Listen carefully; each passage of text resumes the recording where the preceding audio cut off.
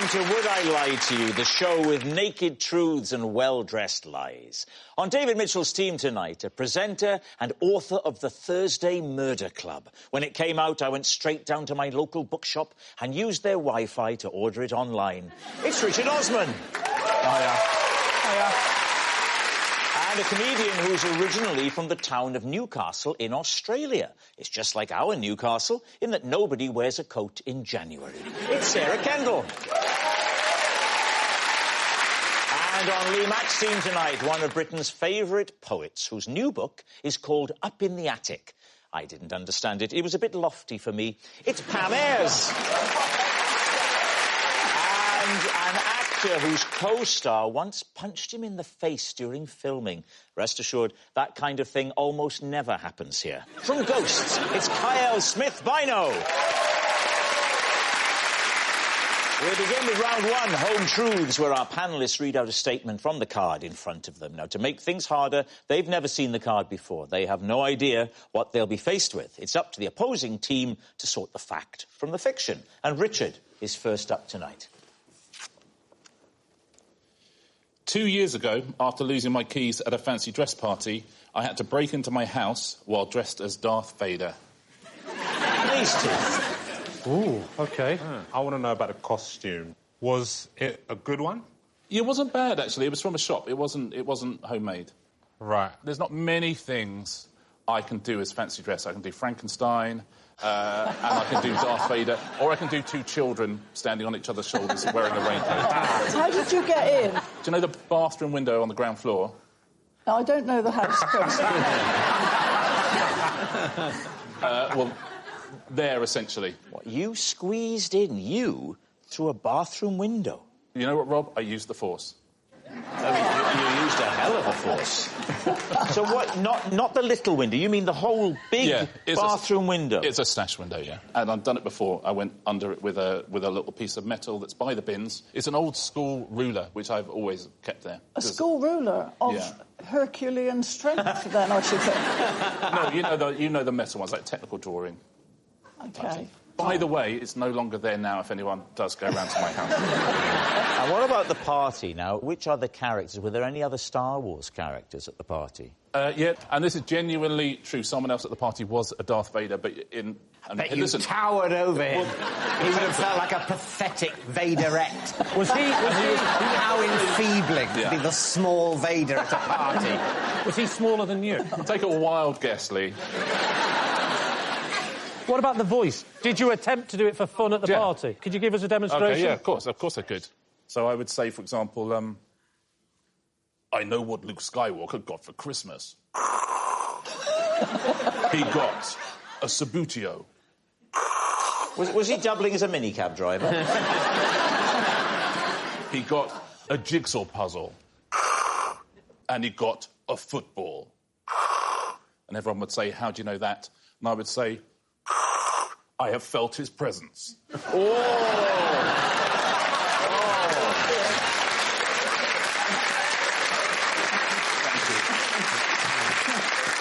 What do you think, Pam? I have a sneaking feeling that it is true, actually. You know, being shut out of your house isn't that unusual, so I think it's true. I just don't think you've got a ruler by the bins.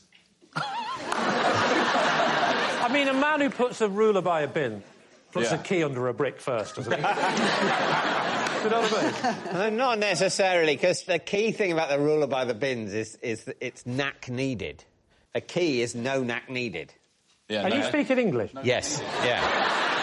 People underestimate the protective power of a knack. If you need a knack to get in, then essentially the means of getting in can be available because the burglars won't have the knack. Yeah. Unless they steal it and then it's a knick-knack.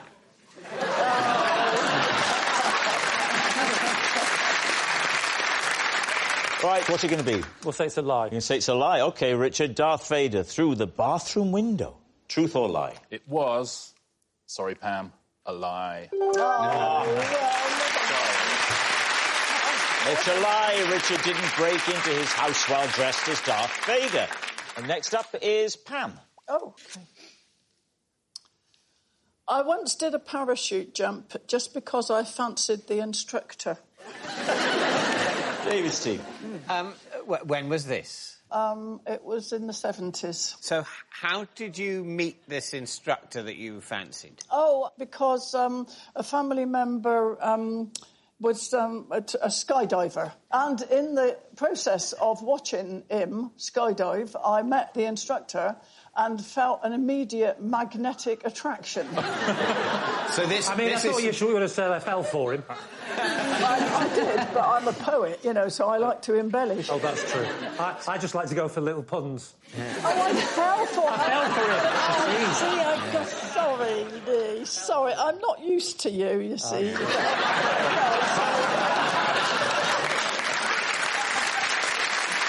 Describe him to us, then. What was it about this man that was so attractive? He wore a lot of straps.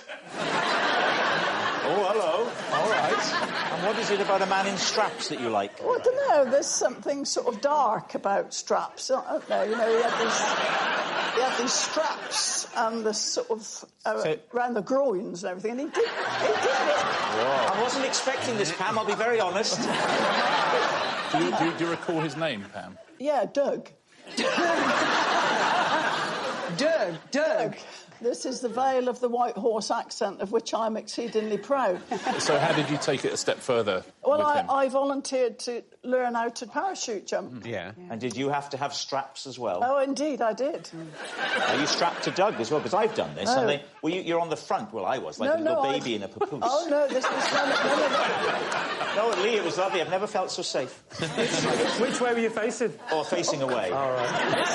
So, listen, this is for wimps. This I did alone. You weren't strapped to Doug? No, I was not strapped to Doug. I would have thought that would have been the whole point. Well, no, but I didn't find out until he hit me on the shoulder and said, go. The old romantic. So what's the time scale of this? There's the day you go with a family member who's a skydiver. What was your plan that day? That you were just going to go up in the aeroplane that your family member was going to jump out of? I wasn't going to go up in the aeroplane. I was just going to go and watch. And then I noticed the instructor reclining in the hangar, looking steamy. Did you talk to him much? Yeah, I did. I said, how do you get into this line of business? Nice. Yeah, with the classic head wobble of seduction. Did you have lessons with Doug? Yeah. Oh, tell us about those. Was he a West Country person? No, Where he was he wasn't. I don't know where it came from. Well, what was his voice? Oh, it was received English. It was one of these. Now, you listen to me, Ayres. That's right. He said, oh, Let me just tighten this strap. Hang on, let me get this one. That's better. Let's stop the blood. He didn't say anything lascivious like that. He was a perfect gentleman with beautiful received English, and he said, I think you're going to enjoy this. Well, your heart was a flutter at that, wasn't it? Eh? All right, so what are we thinking? Richard, what do you think of this? It sounds reasonable to me. At first I didn't believe it, but you were going, look, this is just a thing that happened. Like, you just wanted to get your story out. So what's it going to be, David? That's definitely true. Yeah. There's no doubt in your mind. No doubt in my mind. I can picture it entirely. All right, they're saying it's true. So, Pam, was it true or was it a lie? My story was true. Yes, it's true. Pam did a parachute jump just because she fancied the instructor. Sarah, you're next. I once survived being lost in a forest by eating a whole tin of cat food. Lee's team. Wow. When was this? 1996. How did you open the tin of cat food? I smashed it on a rock. I smashed it on a nearby rock, and I had to keep smashing it like I was like early man. And what did you use to eat it? My fingers. Oh. Why did you have cat food? Well, she'd already eaten the cat. Let's wind back a bit. Are we in Australia?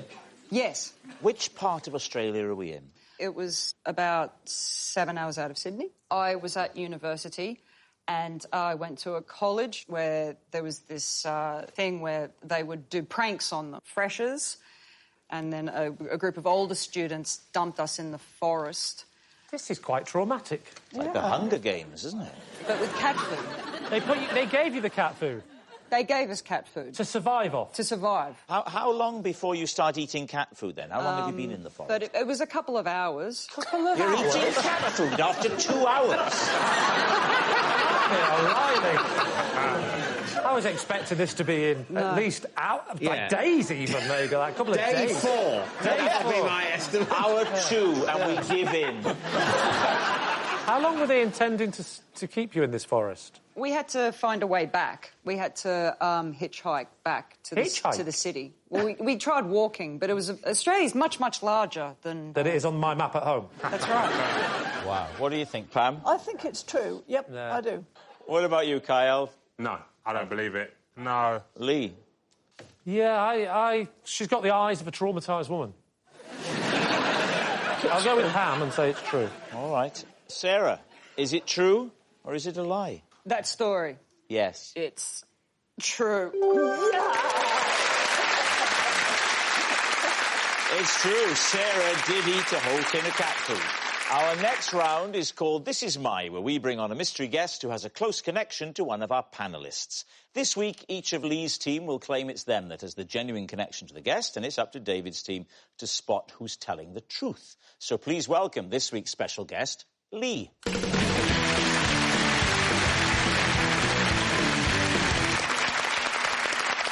So, Pam, what is Lee to you? This is Lee. He caught me in his bookshop when I was putting my books on top of Richard Osman's. Right, so, Pam's bookshop buddy, Kyle, how do you know Lee? This is Lee. We once pretended to be 50 Cent's support act to get into a club. Kyle's fellow fraudster. And finally, Lee, what is your relationship with Lee? This is Lee. I single-handedly held his five-a-side football team to a draw after all 4 of my teammates were sent off. So there we have it. David. Right. So where was this bookshop, Pam? In Blackjack Street, Cirencester. And what's it called? Octavia's. Great name, Blackjack Street. Blackjack Street is great, isn't it? Do the numbers only go up to 21? So describe what you did and how Lee responded. And as you go in, there's a round table in front of you on which they put all the bestsellers. And I saw, as I walked in, a great stack of Richard's books, and I was consumed by a bit of jealousy and envy. I thought, here's this man who's selling all these thousands of books, and here am I trying to earn a crust as a poet. Yeah. And I confess, a black cloud descended upon me, rigid with fury. I picked up... That's that scene from Pulp Fiction. I will strike down upon thee! It's like Samuel L. Jackson. Rigid with fury and envy and jealousy and all of those foul emotions. I've got a couple of my books and I put them on top of his because I just thought it wasn't fair that one person should be so massively successful when I am scratching a living as a versifier. Well, that all sounds very plausible. And Lee saw you do this. He saw me. He came over to me very politely and he said, "Excuse me, madam, but I have to bring to your attention the fact that you're not permitted to shift books around in the way that you are doing at present." And he said, "I must insist that you replace the books where they were originally exhibited." Did he realise that they were your books? What? Did he realise they were your books? Not initially. Not until I spoke. And then when I spoke, the realisation dawned across his face and he said, you are that poet of renown. Yeah. You are that poet of renown. I wish you'd put that book down. Wow. Pam Ayres is applauding my rhyming. You're surprised because you were lamenting the scansion even as you said it. I was. So did he make you put them back? Yeah. Oh. And I left Octavia's with my tail between my legs. She went to the bookshop at number 22, but they'd gone bust. Are you getting used to him now? Yeah, I'm getting used to him now.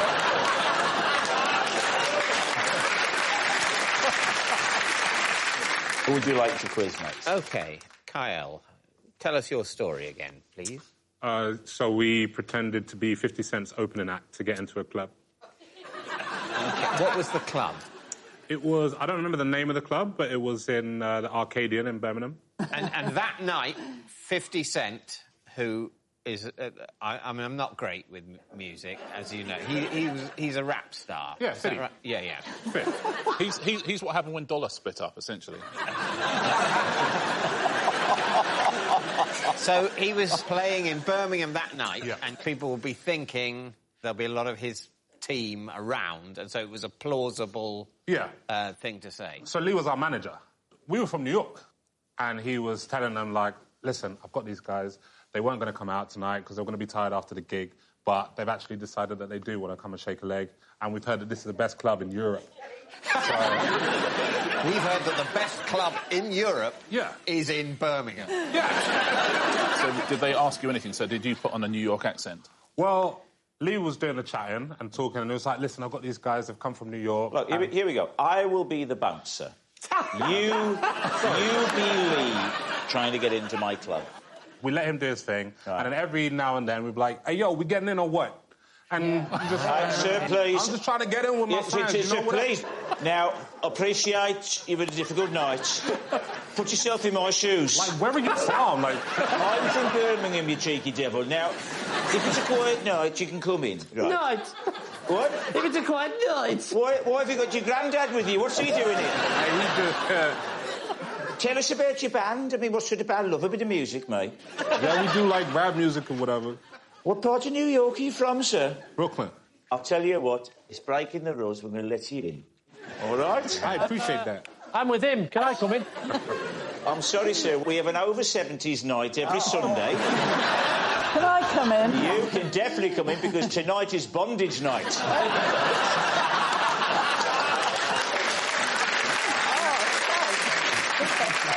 All right, now, Lee, remind us. It seems a while ago.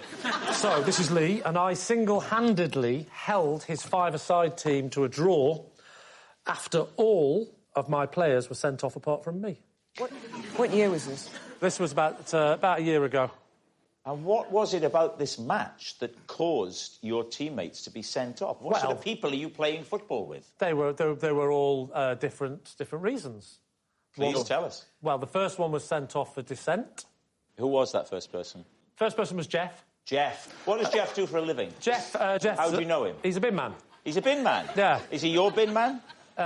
He's not my bin man, no. So how do you know him? He's one of the dads at the local school. Yeah.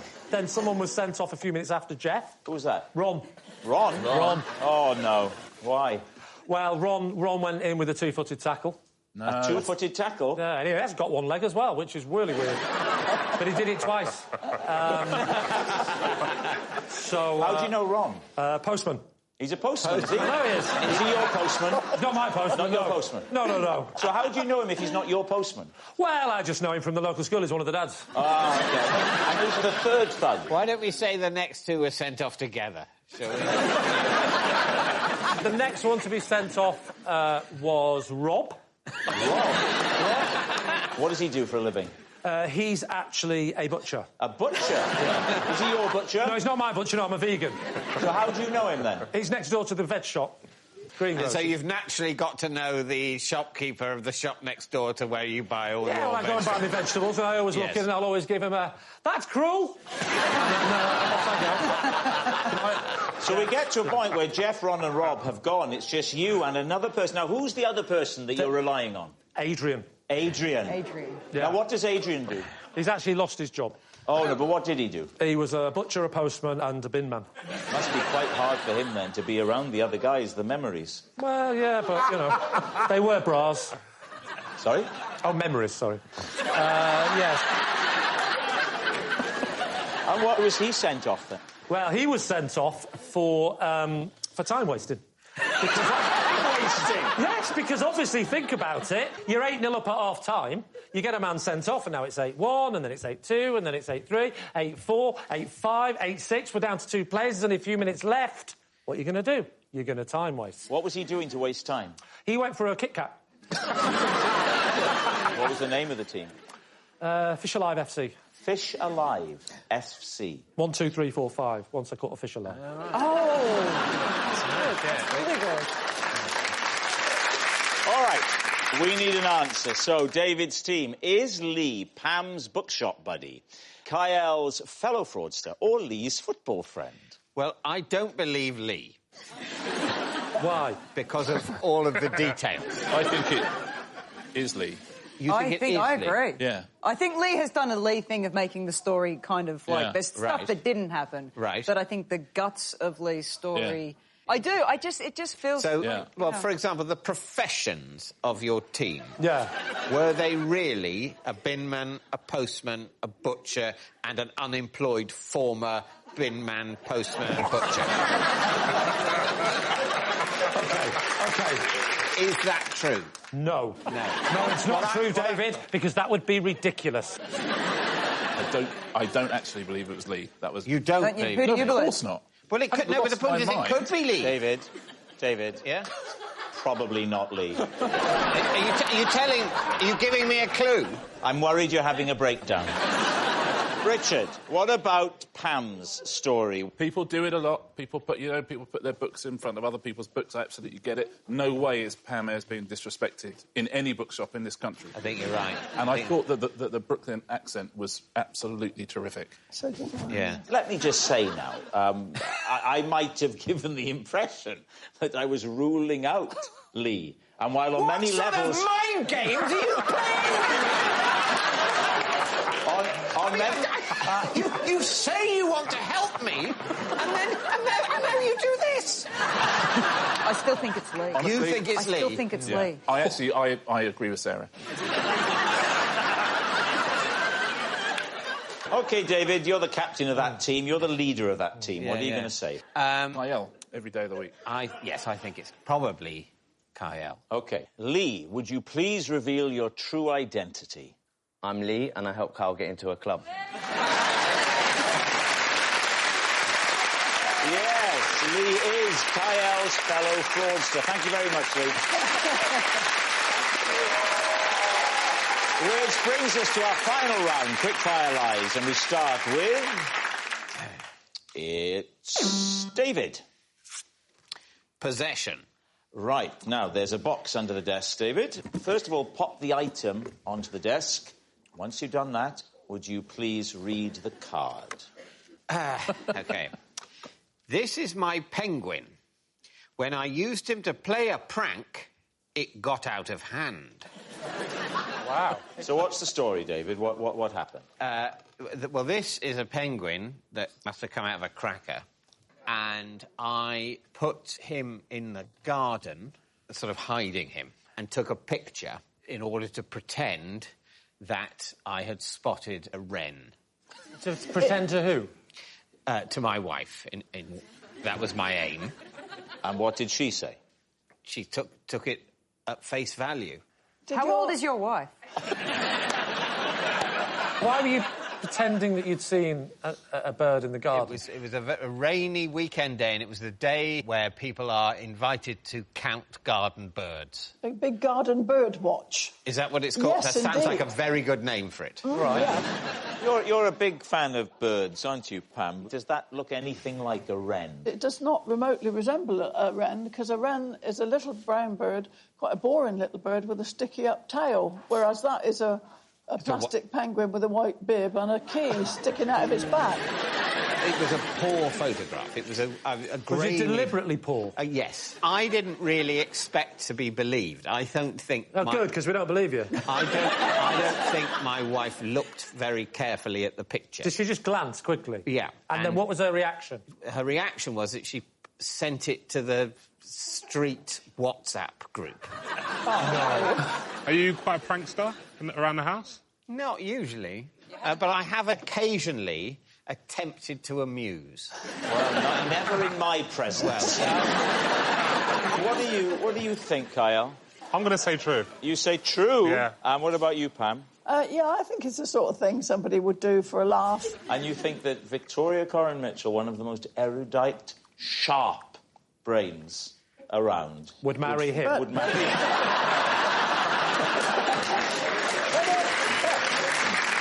But a lot of people aren't interested in birds and cannot distinguish one from the other. All right, your team seem to be saying true. Well, if my team think it's true, then who am I to disagree with them? OK, they say it's true. David, was that true, or was it a lie? It was, in fact, true. True. David really did prank his wife with the plastic penguin. Next, it's Kiell. A girl once dumped me after she heard me talking in my sleep about how much I fancied her best friend. David's team. Whoa. Right. You were talking about the best friend. Yes. What exactly did you say that was a problem? I said her name a lot. Which is not in itself a bad thing. No. What's the name? Rosemary, should I say that? I think you just did. And your then girlfriend was called... Anna. Anna, so Yeah. no similarity at all. No. What did your girlfriend say you said? She said that I'd said, Rosemary, this is right. Oh, wow. You could have been doing a quiz together. Rosemary, I'm telling you, this is right. The longest river is the Nile. The Amazon is the river with the most water in it. So when you woke up in the morning, Yeah. what was the first indication that perhaps you were in trouble? There was a lot of slamming cupboards, and I could tell that she had the hump. And then I was like, what's going on? And she said, well, you're talking in your sleep about Rosemary again. And obviously I can't apologise because I didn't know I was doing it. Because you're a man. So I was just like, oh, well, it must have been because we hung out yesterday. And is there an attraction for Rosemary from you? No. Sorry? I think that noise is something politicians need to learn. Let me put it like this. Are you going to resign? So what are you thinking? I believe him. You believe him? I think I do. I think. How old is Rosemary? Same age as me at the time. And now? Rosemary, I don't know, is a name, is a particularly... Yeah. What do you call Rosemary? Rosie.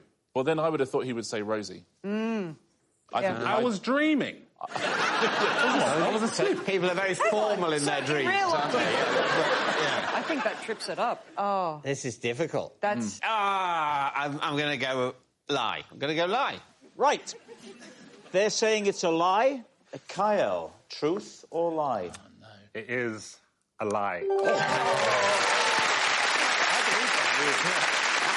It's a lie. Kiell didn't talk in his sleep. Oh, that noise signals time is up. It's the end of the show. I can reveal that it's a draw. Lee has 3 and David has 3. Thanks for watching. We'll see you next time. Good night.